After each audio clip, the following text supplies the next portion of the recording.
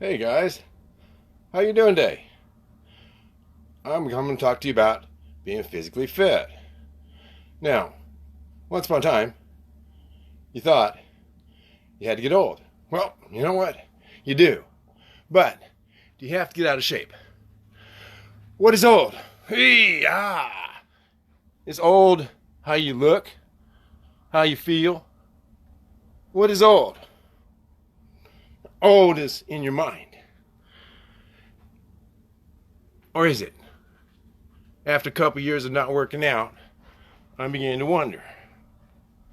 Ah. Ah. Ah.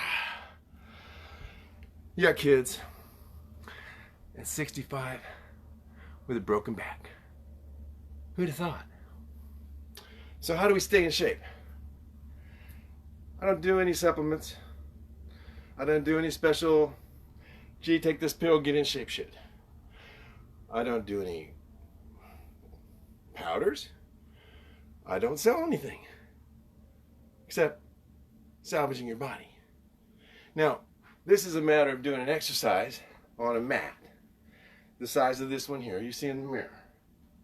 That's me. Now with that, in theory, you can build up your muscles so that you can go ahead and get your balance back. All right? You're supposed to be able to do this. But how many of us do? You're supposed to be able to keep your balance and hold your muscles out and taut. I couldn't do this when I was in my 50s. Couldn't do this in my 40s.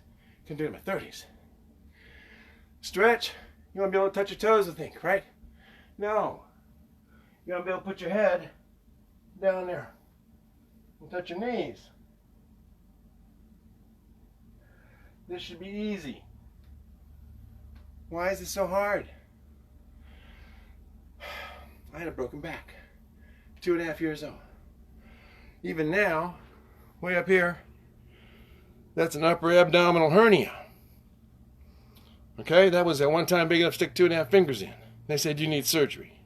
And I said, no thank you. I don't do surgery. That's 15 years ago. Now, how agile are you? If you watch in the mirror, this is one of the tricks I like to do for the kids. We do a little push-up. Doing the splits. I don't even know if you can see that. Ha! But the idea is the same as a push-up. When you go all the way out, put your hands all the way out in front of you. And then just, yeah, there you go. And then stand up without touching anything but your hands and your feet. Party trick. Why am I showing you this? What's the purpose of this? Why? Because too many people in my age group are out of shape. Now, many of them are using all sorts of excuses. I can't get in shape. Well, you know what? It's not true. When is it too late? Well, when you give up. Otherwise, I've seen ladies 80 years old go back in shape from being, oh, a little cripple, by doing yoga, stretching, CrossFit training. There's so many things you can do. I hurt the shoulder the other day. A little painful back right in there. So I went to a chiropractor. I went to an acupuncturist. Maybe 80 bucks, 100 bucks. I didn't go take a drug. Didn't go get painkillers. No. I went ahead and tried to get it fixed naturally. Why? Because I haven't taken any drugs from a prescription in almost my whole life. I don't take Tylenol. If I can help it, I'll take ibuprofen, I'll take anything. I take some vitamin C's, I take some zinc, D3. I don't wear a mask. If I can help it, I try to stay out of places. What? I just give up going to places I gotta wear a mask. Why? Because I don't plan on getting sick with some imaginary cause. And I say imaginary in this sense. Hypochondriacs get sick on their own. people cure themselves of cancer. It's called the placebo effect. You can cure yourself of a lot of things if you just believe it strongly enough. Have faith. Your vessel is a miraculous machine. You breathe in through your nose. And the back of your nose picks up all the little particles. If you breathe properly, it's through your nose, not through your mouth. Stupid people that don't oxygenate their brain breathe through their mouth. They're not taught how to breathe properly. There's also many ways of breathing. They're called pranayama, is a good one to learn. And it's techniques on how to breathe and build up your lung capacity. Did you know you should be able to take a balloon, a 1-gallon balloon, and fill it in one lung? Try it sometime. I always fun competition. You get a balloon, everybody has one at the table. Big one, like one gallon. And you take a deep breath in. Well, you'd be surprised how many people can't inflate a balloon. That's how weak their lung capacity is. Why? They're not breathing from their belly. You're supposed to breathe like this. Exhale. Inhale.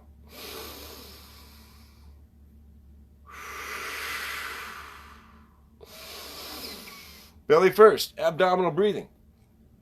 Why? Because you want this core down here, this battery to charge up so that all these scalar waves, these chakras on the way up, so they fire up properly. You want your feet, your feet on the ground, barefoot or leather. Why? Because you're an electrical circuit breathing in air, positive ions, just like you stuck your finger in the socket, positive. And you want to ground. Why? Because you don't want to get inflamed, you don't want to get cancer, you don't want to get all stressed out, you want to have it go to the ground. Just like a light bulb. Yeah, did you notice the light bulb doesn't work unless you ground the damn wire? It has two sides. You can't just run power to a light bulb. You got to run to the ground. I'm a filament inside of a gelatinous shell, a bioelectrical computer that's sending signals to my spirit. And through this gelatinous shell, this filament, the more I allow it to charge up by touching the ground and my little antenna, the more I breathe. Believe it or not, the healthier I get. I didn't walk barefoot further than the bed to the bathroom until I was 54 years old. Yeah, I was a tenderfoot. I ooched and ouched and acted like a little girl walking across hot coals when I first started trying. Now I walk a mile or two a day. I come in barefoot intentionally in the morning at 40 degrees, 35 degrees. Why? Because with my feet on the ground, man, I'm charging up for the new day. What's the evidence of that? Well, okay, again. What is the evidence for that? We become the evidence for that. I stay lean. Why? I don't want to eat a whole lot. Why? Because you don't have to have a lot to eat. You get used to not eating a lot. And what you eat is good. And what you use to make human. The best human you can make. Now, how many people want to make that out of a pig and look like a pig? I know, I eat some meat, yeah. Walking barefoot in the snow, not from very far, but yes, absolutely. It's amazing what it does to your feet, which remember, all your nerves end in your feet, your hands, and in your ears. That's why you get your acupuncture in these places. And so, if you put your feet on the ground and you allow those nerves to go ahead and exhaust all that stress and everything else, and then pick up really good negative ions, which are healthy for you, to offset all the positive ions you're breathing in, because air is not charged too much with positive ions. Yeah. So, it's possible. It's possible to get younger. What do I mean by younger? I'm not saying you'll move your birthday up. Oh, no, I'm officially born in, no, not 1955, I'm now 1930. No, I'm not talking about younger in that sense. I'm talking about what matters. At 49 years old, I start making new neurons, mature neurons that operate 10 to 100 times the speed of normal juvenile neurons everybody's born with and burns out with alcohol. 10,000 a shot, remember? You only rebuild at 700 a day, 700 new mental, mature neurons as you wire the frontal lobes of the brain. That doesn't start until you're 49 years old. At that point, you begin to see the bigger picture. Get the big screen, not the little one you and I are looking at right now. How do I know? I'm over 49. At 65, I've had 2 7-year cycles, which in some languages that means 2 7-year chakra cycles, which means I've actually gotten a chance to see the difference. You also get a new ganglion. Instead of having a little ganglion, the junctions, the intersections, they only have like 3 places to get in and out of. You now have 11 intersections at that ganglion, and now all these neurons that are traveling and passing along at 10 to 100 times the normal speed. Well, guess what? Woohoo, I'm walking to the other side of the room.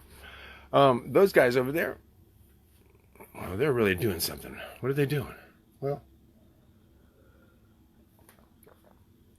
they're letting you process at 10 to 100 times the speed, plus have more connections and more computers. And guess what? Every day when you make a new neural pathway, the beauty of being human, the holographic reproduction of ourself every day, that new cell, you know why DNA computers are going to be the most incredible computers on the planet, even with quantum computing going on, all the stuff we're doing. DNA computers are going to be able to store incredible amounts of energy and information. Why? Because the information of each one you make, when it replicates itself, it replicates everything it had already and an upgrade. And then you stuff in a bunch of new information and neural pathways and charge it up, and it makes it and replicates itself. And the next night, you have 700 more of them that are equal to the computers you had the night before or better, all connected by, oh my goodness, ganglion with 11 connections. In other words, I'm creating mass computers, AI, advanced intelligence in old age, much as to my chagrin when I was younger. I swore you couldn't do that. Only young people can get smarter, and then you just get stupid as you age. That's what I was taught. Yeah. I was taught a lot of things that weren't true. Now, I understand why Socrates had to take poison. Because they said, you got to quit talking. And he said, I can't quit talking. Well, then you got to go ahead and go to prison. I ain't going to prison. Not without a whole bunch of people getting pissed off. I'll make somewhat of a rage. And they said, well, in that case, Socrates, you got to take some of this here hemlock. You just have a snack here. Sit down on your little couch. Have a snack. Shut up. We don't want to hear your shit no more. Thank you, Nikki. 5 rate higher. I am absolutely focused on that. And teaching that it's possible to transform a rickety old body that had a broken back, that had to use a heat lamp for 15 minutes, 3 cycles every morning just to get out of bed and walk straight. That was me at 54 years old. I was getting old. I believed I was going to get old. I was going to get old. Sure you are. If you believe that, it's like a placebo. But guess what? I didn't have to get old. And I read about the Tibetans, and I read about them going off in the mountains and fasting and coming back 30, 40 years younger looking.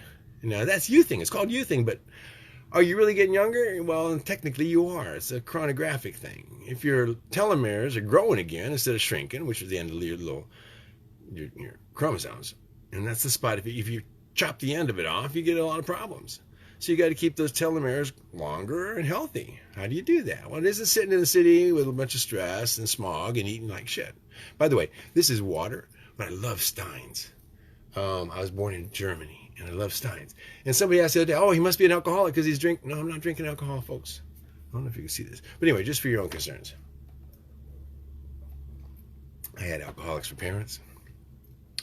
I pulled my first shotgun on an alcoholic at 15 years old. He was pulling my mom out of the house by the neck. Drunk as hell. In the Dr. Jekyll mode of his 2 personas. No, I don't like alcohol.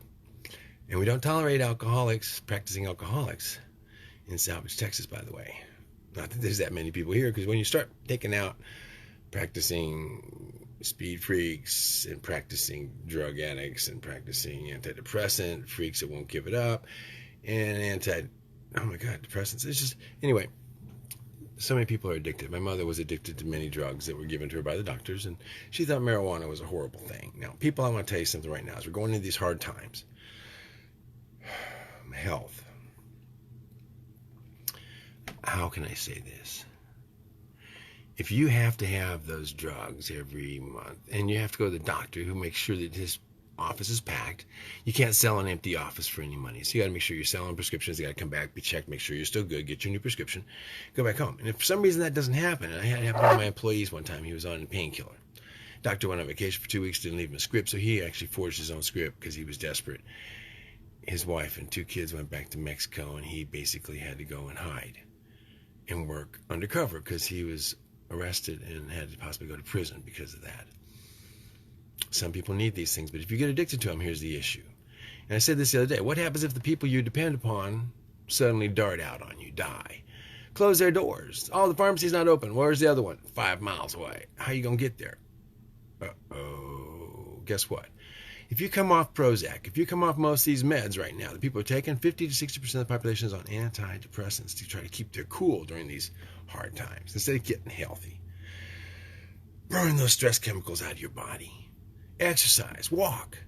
Now, Trinity's got a bad meniscus. She was supposed to have a new mechanical knee put in and didn't have it. She grounds, she puts mud on it, and she clocked 250,000 steps this month for 1 month.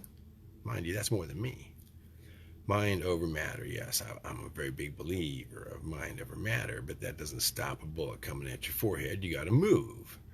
And that doesn't take fear, because then you get paralyzed. That takes having the good sense to get out of the way. Like a semi-truck coming down the highway. I'm not afraid of semi-trucks. Are you afraid of a semi-truck if it's sitting there in the parking lot? I bet you're not.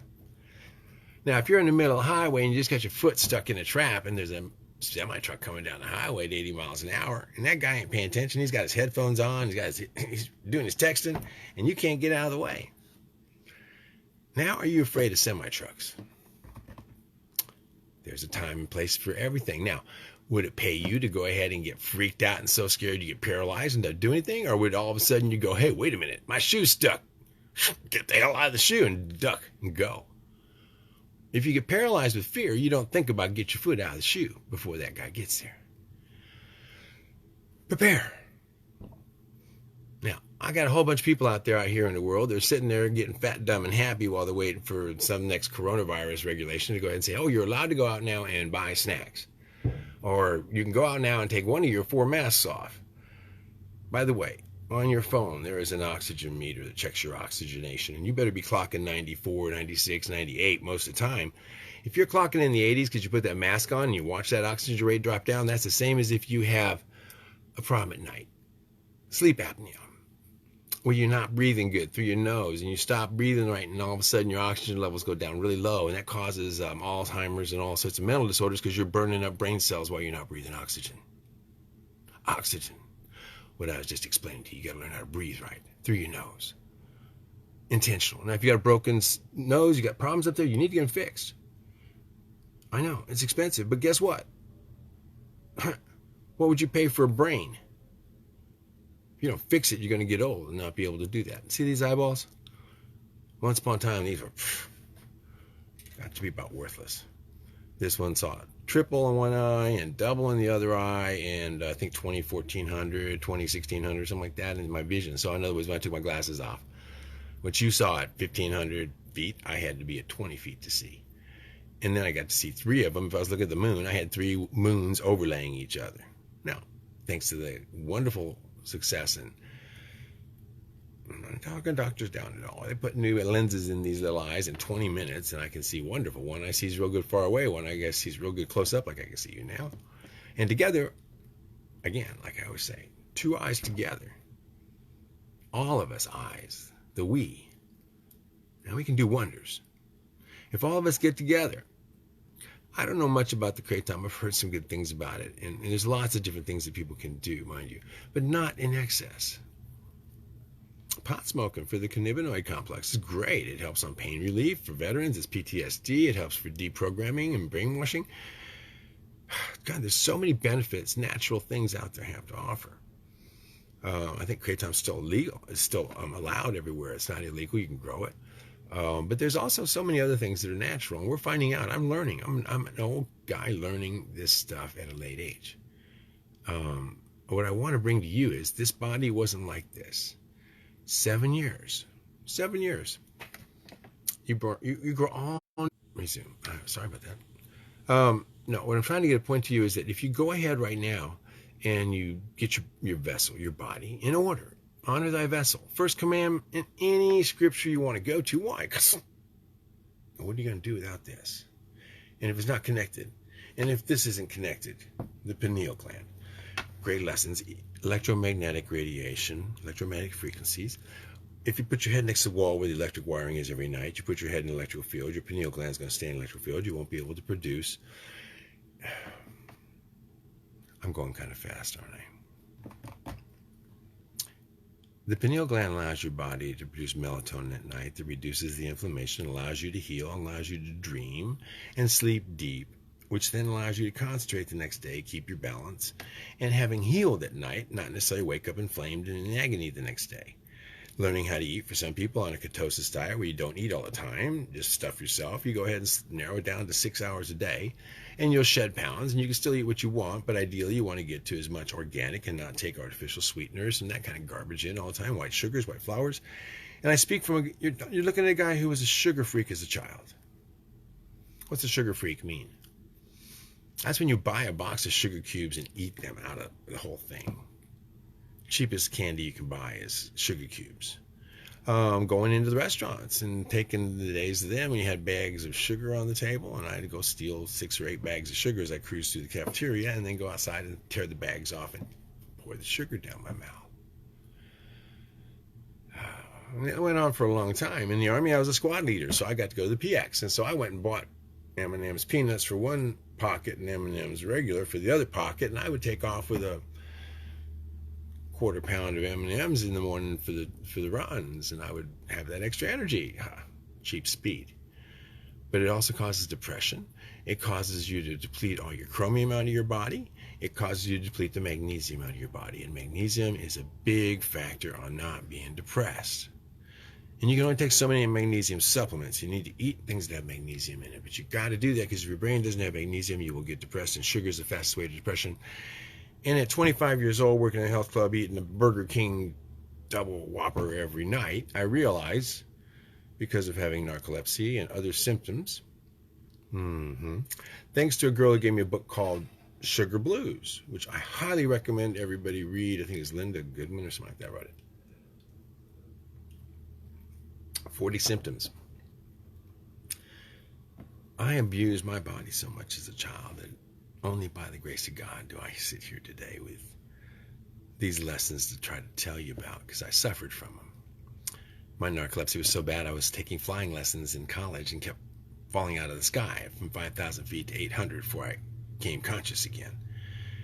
It was about the 6th time, and I was freaking out thinking I needed to land in a field or something. And I finally was able to stay awake at 5,000 feet, but I forgot to change tanks. And I left one tank full on my little trainer on my solo flight across Florida and got back too close to the airport and realized I had one tank full, one wing full of fuel, and the other one almost empty.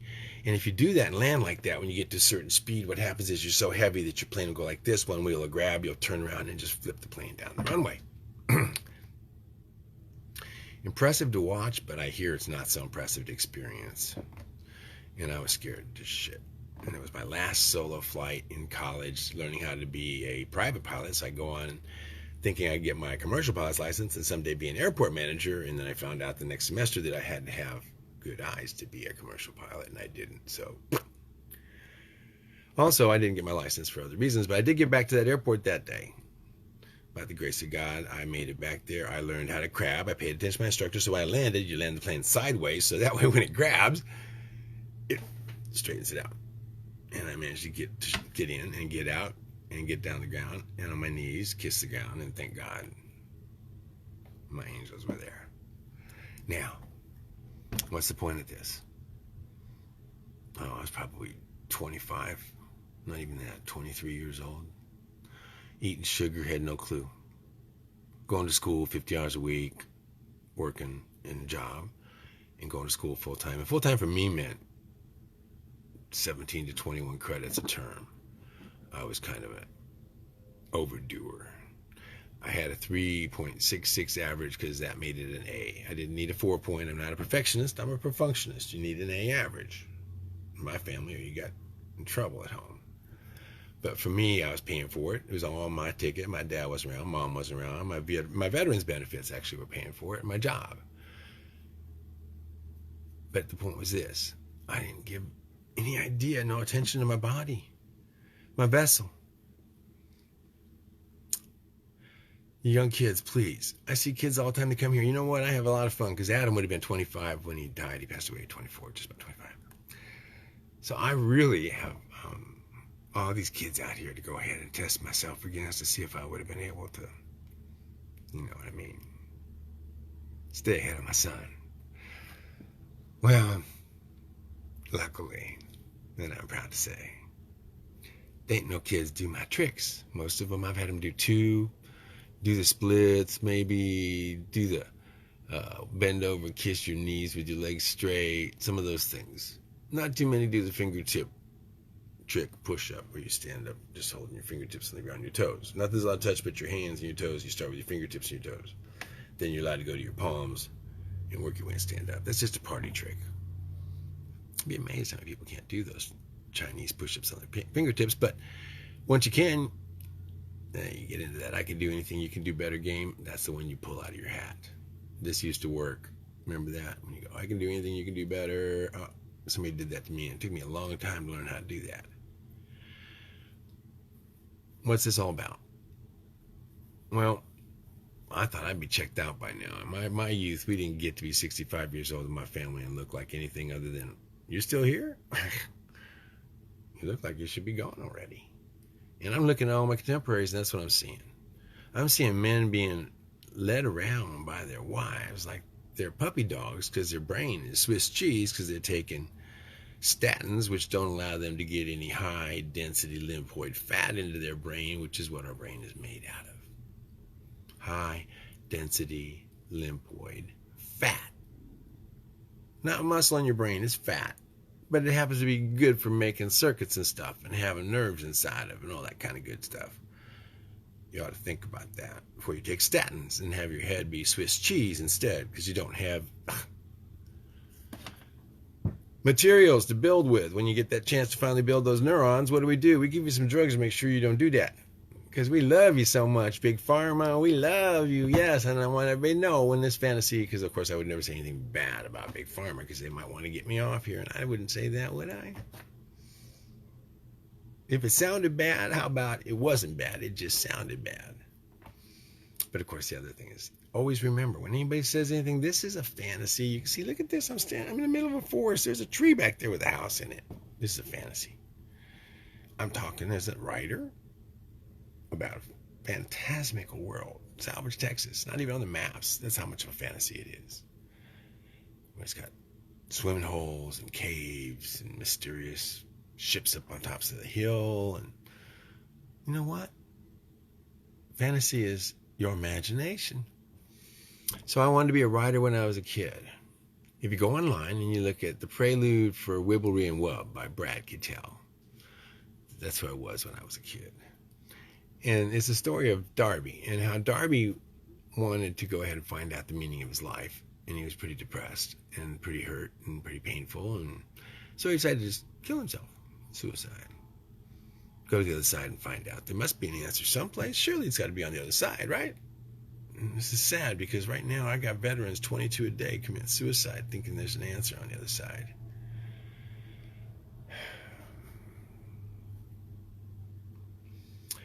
In that little video, you'll find out when he went to the other side to get there, he didn't quite get there, or he didn't get where he thought he was going to go. Now, on a religious basis, it's not a story about a religion. It's a story in metaphor. There's no cult to join. There's no religion. It's a story about a boy that gets a mission to come back to the planet with a little set of words like a virus, to one day plant in the world and let everybody know that there's a world union of beings out there that want peace, that do want to be together, that do want to communicate, that want to have a narrative, not the one we're getting necessarily, so we can compare it with dialogue, communication, synchronization of the communication of all the people and the beings living on the planet, the dogs, the cats, and everything we're going to have to take care of. Communication is essential. Now, we got a lot of languages. It's tough to try to communicate on this country now, as let alone in the world. So, the idea behind this is you only have a small set of words. It's 18 to 20 words. But what it does is it gives you a viral element. And there was something spread around the world easily and quickly. It's only 3 letters to start with. It's WUB, W-U-B, which means a world union of beings, but it also means this energy of soul that you call by all different names depending on your religion. Some call it prana, some call it spirit, source. There's a lot of names for this energy of soul that fires us called God thought. Those who deny it, well, they can deny it. I denied it when I was young. I didn't believe there was a God. Give me proof, monkey mind. Give me evidence. Give me testing. Well, it's there, guy. It's there. We've tested everything you can test. We got monitors and machines that can show thoughts leaving a room, to show telepathy, wibbling, mind to mind communication. It's called wibbling in wibblery. Wibblery is just a set of words to describe how you would communicate, no matter what form you take. So I can communicate with my dog mentally. He lets me know what he wants. Okay. We also have language, wibblizing. We utter an utterance. Is Bakhtin, a great Mikhail Bakhtin, who went to prison and stuff like that for his beliefs and his writings, which, amongst other things, said the mere utterance of one man or woman to another can change the course of their lifetime. Now, when you're rewriting, and communism was restructuring language so they could go ahead and use language the way they needed to go ahead and get the people to do what they wanted to do based on what the old use of the language was. Such as we're experiencing something like that in the United States now called Orwellian language change. You know what that means, don't you? That means that my traffic's been cut back now, by the way. And so this is now just so that you can take pause, come back later, and watch some more. You're looking at a digital image, a max headroom. I say this all the time. You're not going to hurt my feelings if you have to take a break.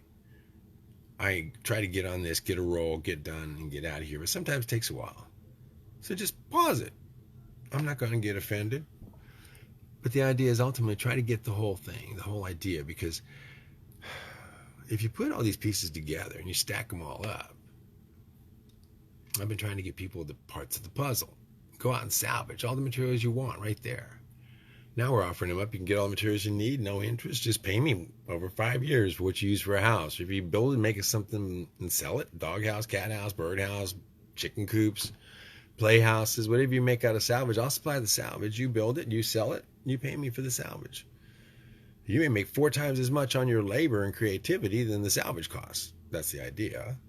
I think the most expensive house I ever sold was a 12 by 30, maybe 2 stories for $160,000 with the porches. Very pretty, very expensive because we had a lot of handiwork to it. Beautiful pieces. We used antlers, deer antlers and elk antlers she supplied for railing for the second floor. That was called Vesper Casa, one of my favorite creations.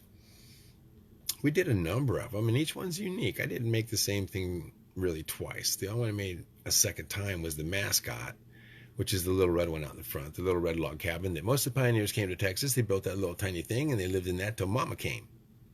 Then it got bigger. Then Baby came, and it got bigger. And you got the multi-generational house, which is what I used to take apart. You see the first house, second house, third house. Now, what's important is you can do the same thing. You start with a tiny house. You need another one. Don't add it onto the main one. Separate it. Why? It's a loophole. If they're under 400 square foot, they're not houses. So put your master suite out in the back like I did. I don't need another bathroom out there, and I got a porta potty. In Texas, if there's no running water to it, you can have a porta potty instead of a septic system. So you just carry your water out there and drink it, and you got your little potty if you need it, and if you want to, come back up to the front where the shower is and everything. It's a bedroom. Very nice one. If you haven't seen that, it's called the Tantra. I've made a lot of really cool houses, and they range from here from 67 to 80 square feet, and those people from all over the world come to stay in those. They're here. It's called the Ginger Swan. It's 80 square feet. The Kid is 67 square feet. And that was made out of 3 wall sections. So I learned finally, instead of taking all this apart, pull the flooring off, lose 70%, all the labor, we just cut out the whole floor of the bedroom, pick it up, and then take it over and use it again. And then take a wall and use it for a wall again. Just cut out sections of wall, because a lot of those walls were tongue and groove down in Texas. Or they're wood on both sides. You had siding on one side, a hollow, and wood. You don't need to put it up that way. You can take the siding off one side, put insulation on, also, but it keeps you from having to destroy the wood on the other side.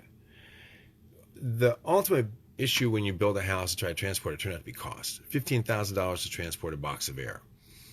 I don't recommend anybody do that, because if you happen to drop that box of air on somebody on the way because something happens and that house crushes them, and they die. Well, in some states, you can go to jail for the rest of your life for negligent homicide if you don't have enough insurance money to buy your way out.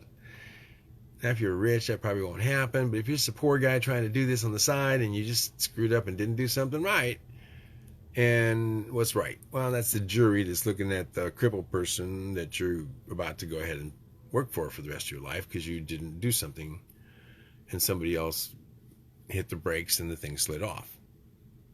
Now, I got out of the business because the second to the last trip, I almost killed me. If you remember the Heaven on the Blanco delivery, when the truck slid for 15 feet down the side of the hill, which was literally this steep, because the trailer, when it finally went over and got his tires again, it slid, and the truck locked up, and he slid, and at the bottom, right before he almost hit me, I could have touched his bumper, he turned to the side and went past me before he hit the tree, and that jammed up and stopped the truck. And then we spent the next hour and a half getting that straightened out, so we get the rest of the way down the hill to where we had a 65-ton crane waiting for us, and luckily it didn't spill over and block him in for the next week after it killed me. That would have been bad enough, but I almost dropped it on the owner at the last delivery of my Texas tiny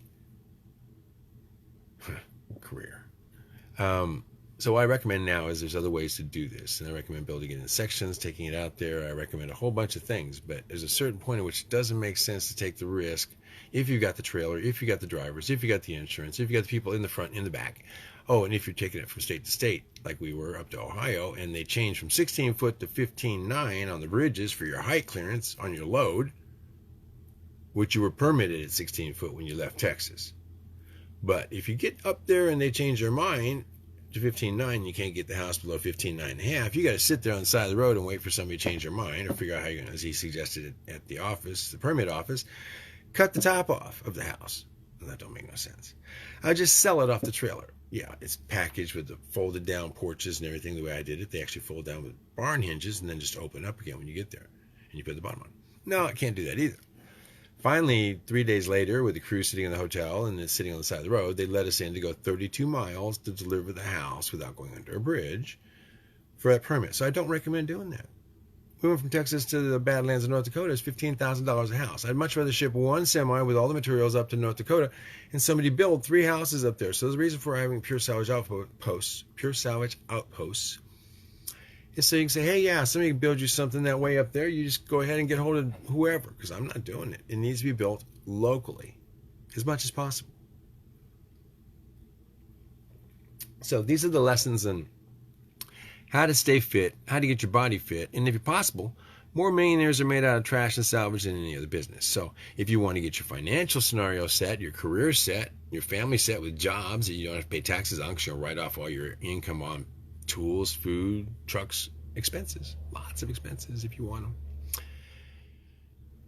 And if I can teach you that, then you'll have the time to do that 1 hour a day on a mat out in front. Take care of your vessel 1 hour a day. Now, there's a workout or two I did in my 60s. I did a couple of them. My 60-year-old one, Darby, at 62, I think is the name of another one on my YouTube sites. And you can see how to do the workout in the beginning as I got through my 7 years that it took to recharge, rebuild, and youth my bent up, broken up body. Trinity's seeing my x-rays. I still have my broken back and spurs. They didn't disappear. It's not like it went away. I still have issues if I don't take care of myself. My musculature is what holds me together. That's what the doctor says when I go into the chiropractor. He says if it wasn't for what I'm doing, I'd be crippled. I know that. What you learn is the musculature will carry you, because your mind can keep the musculature all tensed and tightened in what it needs to be to take the pressure off your joints and off your bones and off your discs and all that kind of stuff. And if you're strong muscular-wise and you're fast and agile and you fall, you can catch yourself and not break stuff and get hurt. And if you walk a lot, especially if you ground, you get a circulation, which means your bones and your body stay healthy. And you breathe more, which means you get more oxygen, which means your brain is better, and you build better vessels, and you build new neural pathways and ganglion and get smarter and better. Instead of dumb down and put me in a box, please. White walls. And oh yeah, could you have a room so I can have some toys to play with? I'm not ready for that, guys. Are you? So, there's plan A, get ready for what? What does getting old mean to you?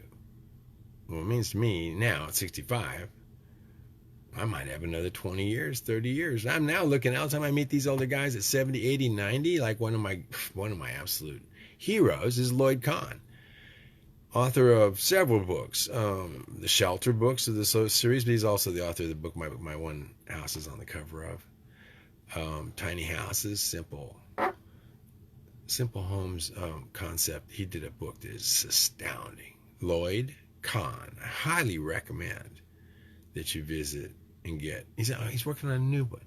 He had to stop he had to stop skateboarding in '73.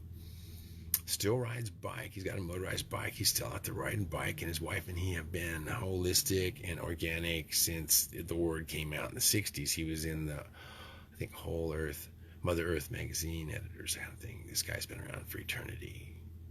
And so when he called me up and said, could he put my picture of my house with the double rainbows, the mascot on there, my first house I ever made, it was such an honor. These are now my heroes. At 65, I look at them and go, good. He's letting me know what's ahead. I see people at 90. My truest, biggest, bestest hero, and I don't even really know his name. I've just seen him and his wife perform. At 118 years old, he did his Qigong moves, his ritual, his motions, and it was flawless. At 118 years old, you see somebody out there for 5 minutes doing steps and reaches and bends, and you go, wow. And then his 115-year-old wife gets out there. And this is on TV, filmed, an international event. There's no hokey pokey CGI. We made it look like that garbage. This is the real world. And his wife does a sword dance. And again, you see 5 minutes of expertly presented movements, flawless, with grace. She wasn't no spring chicken looking cheerleader. And I'll be darned, you never would have guessed when you've seen her on the street she could do that. But having seen these things now, because of the internet, because we get to communicate, because that's been out there, it wasn't censored, this is possible. Why am I on here right now using up all this valuable time with somebody? Because if you know it's possible and you know you can do it naturally, and I'm saying the question of this is, when is it too late? It's never too late. Never. I see that thing focusing on me and backing off again. I see my eyes go, oh my God, we got to focus on his eyes. It's autofocus, guys. My producer, I want to thank them. I want to thank my directors, my lighting people, all those guys that you see in the background standing up and waving at you. Yeah, those are all the people helping. So we're trying to build this platform for the book of Wibblery and which is all about what Darby ends up doing to go ahead and create tiny houses and the things that this earthworm character called Rubbles, with a little English racing cap on and the wireframe glasses, and he's the avatar in the dreams that brings all the stories. I'll have to get some of those drawings up here, won't I? Anyway. Hey, censors, remember, ain't real. It's all fake. It's all fantasy. And if you see these people change and get all sorts of really good in shape, don't blame me and shadow ban me and everything for telling people how to be empowered and stuff like that. Because I know when I used to do that, really do that, they just cut my traffic down to bare bones. They even just kicked Mike Rowe off. I mean, he is one of my TV guys I really loved. I did an interview with him over here. Mike Rowe, when he was doing Somebody's Got to Do It after, he was doing, Somebody's Got to Do It. That's after It's a Dirty Job. Then he went on to do a really cool thing on Facebook, and they just shut him down. Guys, he's a really clean-cut, very sweet, honest person with his mama all the time getting on there, and I'm telling you what, he has a hellaciously good sense of humor. Never poking any negative fun at anybody, kind of like I do. But I highly recommend, he's got a new project out. He's got a podcast going. I guess he may even get a show over it. But I want to highly recommend Mike Rowe as one of those people to look to teach you how to do life skills. He's got a really cool nonprofit program I want to recommend too that's designed to go ahead and get more women and people into doing remodels and fixing things up, which is compatible very much with what I want to do about getting people to build things out of house, salvage and stuff. Maybe one day he and I will cross again and he'll get to stay here and see what we've been able to do. But truly, follow Mike Rowe and look at what he's doing now. I just saw him, and they had him on Fox talking about how Facebook had just nixed his show. They didn't nix him, but they nixed his show. And he only had 2.5 million followers. I mean, obviously he was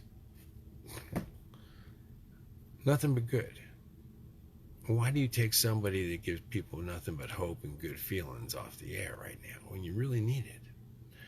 So because of that, I can't just be good news. I got to be also aggravate people and provoke them and make them mad because they think I'm serious about some stuff when I'm just actually pointing out some stuff that needs to be looked at and reckoned with.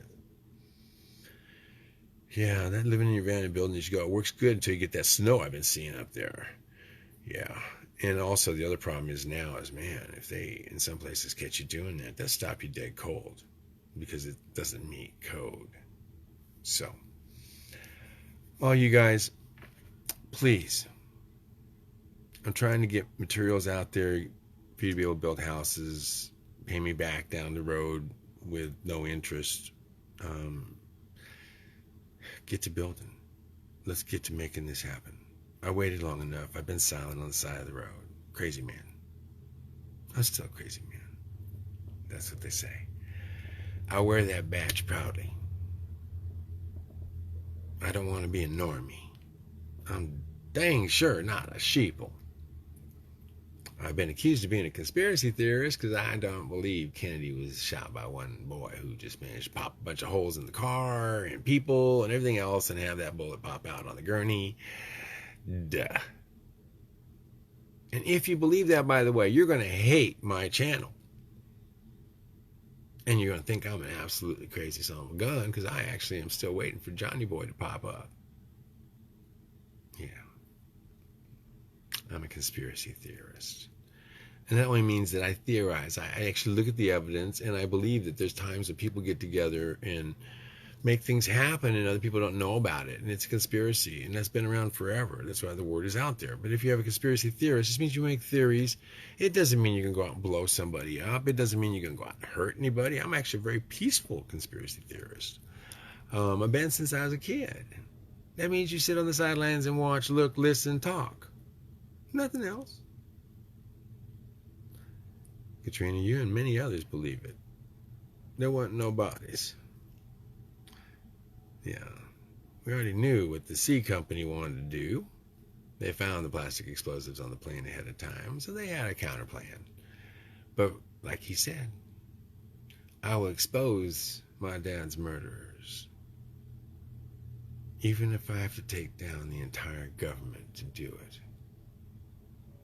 Why did he say that?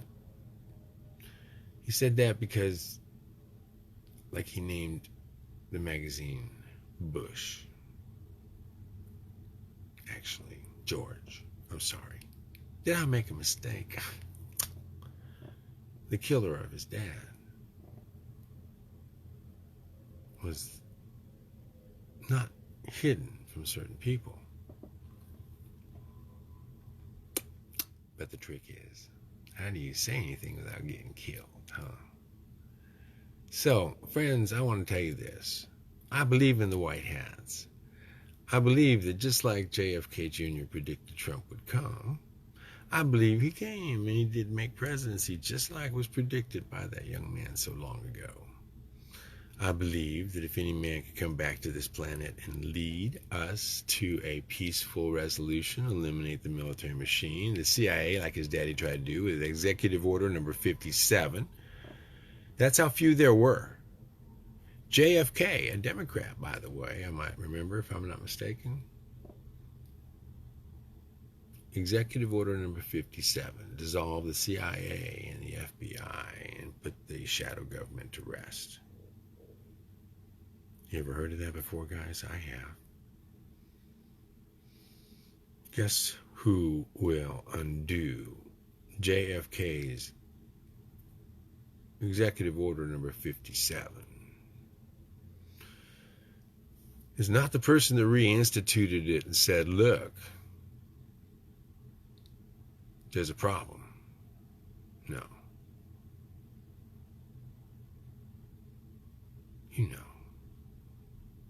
Do I need to say more? No. Why would I say more? I don't want to get censored with the reality stuff. I'm on my story. In my story, Book of Wibblery and Wub. Well, there's a lot more in that book, actually, but it can't even be talked about nowadays. It's censored. Isn't it a pity? But for you who are part of my book, did you know it? Yeah, conspiracy analyst. I like that, Angel. It is analyst, actually. It's a synthesis of information. Synthesis. And it's hard to do if you have a Google brain that basically only takes digital information and fills in the slot. You got to have analog thinking where you go back to a memory base and you say, oh, wait a minute, that doesn't correlate. That's called discrimination. The ability to discriminate bullshit from truth. Discrimination. And judge. And that's saying, oh, wait a minute, you're full of bullshit. Don't get in my car. Don't you get near me. Get back. Get back. That's called judgment. I judge that you're going to be a danger to me based on my discriminatory skills. I could discriminate that your eyes were all strange looking, you had tattoos all over your face, and rings in your nose, and you got a bat in your hand, and I can discriminate the difference between good and bad, and right now it's a bad thing that you're close to me. In Texas, that's about the time we, lock and load and suggest with great intention they get off our property right now. Luckily, if you stay on your property, you keep those kind of rights. Now, you go off in someplace like Washington, D.C. or someplace like that, and you start getting crazy and going attacking somebody where you got 16 different kinds of police over your head. That's plain stupid. Now, I don't think there's a lot of smart people that did that. I think there were some stupid people that got involved, but you know what? They were kind of seduced, induced, reduced to being puppets and pawns, sheeple. We don't need violence instigated by us. Anybody, us, that wants peace, us, the we, W-I-I, all the I's in the world that want peace, still stand for the same principles that Martin Luther King did, peace, that Gandhi did, peace. Peace. War is a last resort. My dad went to war. I joined during the war in Vietnam a long time ago. A worthless waste of mankind on both sides. Innocents killed all over the place. There is nothing good to be had from war. Hate. They teach the soldiers to hate. You can't kill somebody you love. You teach people to hate an entire race. I watched my dad come back so filled with hate for people he called slopes, which I didn't even know what the word meant. Or round eyes. Who would know that's an insult? If you're not in that society, who knows what's an insult? What a word means in another language, in another place, just like love. What does love mean to you? To me, it means giving yourself to somebody else for the benefit of them and you in the world. Love is a big thing. So, I want to go ahead and say, I'm doing this out of my love, my desire for peace. I would not be getting into this game of suggesting we need a world union of beings, separate and apart from the government, separate and apart from religion. Beings, all of us. Now, why the virus of wibblery? It is a small set of words that if you're a wubber, if you like the idea of being part of a group around the world that wants peace, then you're a wubber. You believe in WUB, a world union of beings. Now, imagine how people gonna think you're crazy. Yeah, good. Because if they take you seriously, they'll beat your brains out. I don't want to be taken seriously, do you? No. You can laugh at me all you want. I'm not trying to sell you nothing. I'm just simply a writer working on a book about how, in a fictional world, fantasy, how does one person light the candles so that they can be that one person that lights more candles, that eventually lights up the world? The quantum effect. Gandhi had it. Jesus had it. Buddha had it. And many, many more, as do now. Yeah. Those are the legions of light you see all over the place right now with that positive vibe, that message. And you know what? With the internet, if they don't shut it down, guess what? We're all going to get together and change the world to be a better place. Everybody has their specialty, guys. Some are working on GameStop. What does that mean? Like Wall Street? Are they working on Wall Street? Or are they working to correct their corrections? Oh man, thank you. I love you all too. And that's the idea of it. Is that at some point here, we'll use that word and somebody go, you what? Oh, you love me? Cool. Yeah. If you establish Wublock, guys, Wublock is the bonds that we develop between us, spirit to spirit. Distance has no meaning. Time has no meaning in that level. And it lasts from life to life. If you don't believe in more than one life, well, if you don't believe there's a promised life after this and possibly many more. Remember, they didn't say no reincarnation as per Jesus until 550 years after he died. They had a big meeting of all the kings and the preachers, and everybody was going to go ahead and decide how Christianity was going to be treated the next year, as they did regularly up in that time. They decided there's no reincarnation because everybody's saying, hey man, I'm just going to come back. No. It was one shot and you go to hell. You got to pay us right now or you go to hell. That was 500 years after Jesus left still. But my point is very simple. If you believe you're here for a purpose, you got a soul, you got a God, you got a reason to be here that's good, you want to make it better for your children, for the other kids that come, for the children of the children of the children. Well, that's where I'm at. My son's gone on already. He's on the other side of that little veil, separates spirit from physicality, from incarnation. From my little filament being able to put out a green light matrix. That's why I use green lasers to heal. They work very well, green light. And that green matrix, that's what organic matter sticks to and forms this shell. You see this gelatinous body. That's actually a green electrical matrix, and the heart chakra is where it starts at. The heart then tells the brain what to do using a sine wave or a spike wave.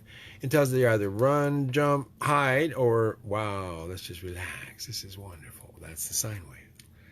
And then once the brain's been told what to do by the heart, then it goes about its business and makes everything happen.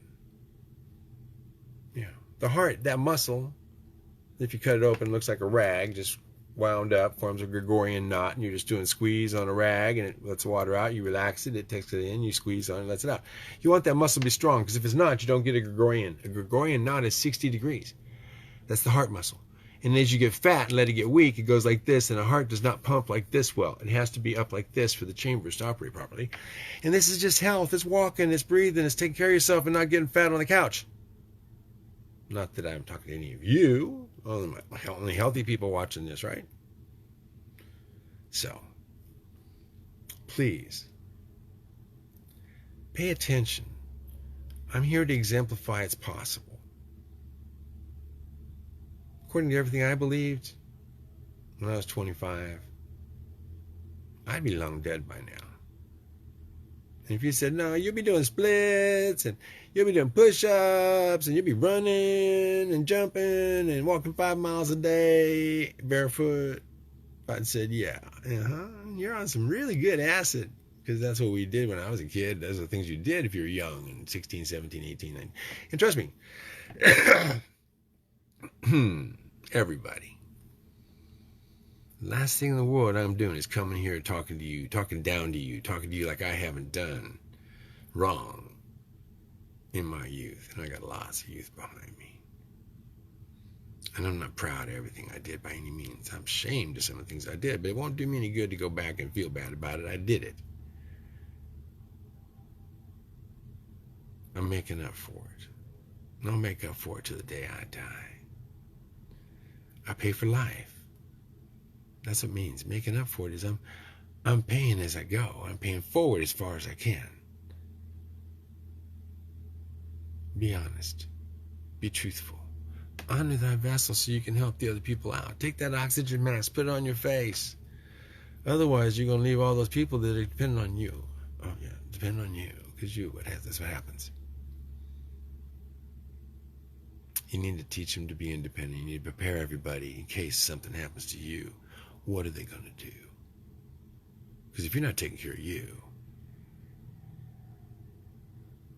well, with what's coming, it ain't going to be pretty. Please, prepare. You prepare before the battle so that you're not tired and can't swing a sword in battle. You don't start preparing as the battle begins. This may be the battle for life, maybe the battle of your career, maybe the battle for your spirit, maybe the battle for your vessel.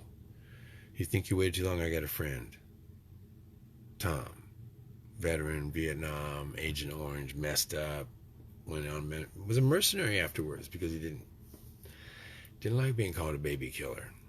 So he went out and spent the rest of his career as a mercenary.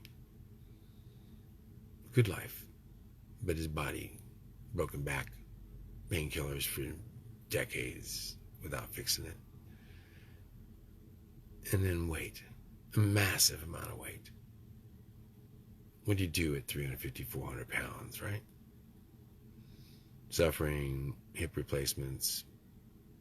You're not dead, but he's getting operations and in pain and drugged. And you know, is that what you want? Kids in your 20s, you can decide that early. When you're 40, 50, the question of this whole thing was, when is it too late? And I'm going to end this finally. It's never too late to start being the example for those behind you, those you care about, those you meet, so they have a chance to change.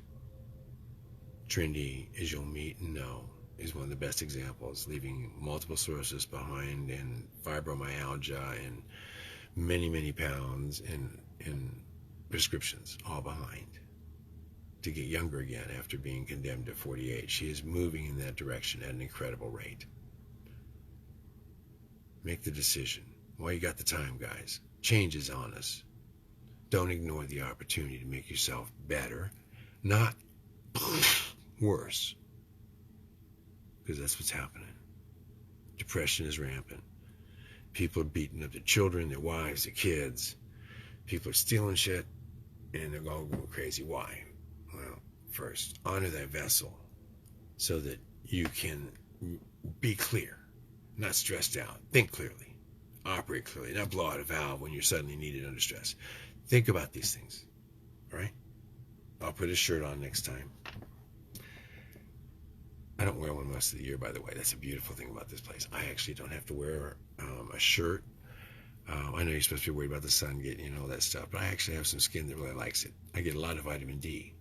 Why? Because I don't want to get sick. I need vitamin D, don't you? So, oh, good. I'm watching, babe. So she got on Trinity. Trinity's a sweetheart. She runs everything. She runs the B&B. She helps take care of me and do these beautiful braids and all the stuff that she does for me. And she is an absolute incredible person to watch as she transforms. She's a registered nurse. She comes from a totally different perspective, so it's really good because you can see that when she was introduced to my way of thinking and healing and acting and being, she was skeptical. I think you'll see the difference, but you also have her be able to tell you if you ever come out here. You are the one that's going to change your world, your life, your vessel, your children's life. Please, you're never too old. Honor thy vessel. All right, guys. Thanks for coming. Again, I know it's long. Hit the pause button. You won't hurt my feelings. See you later.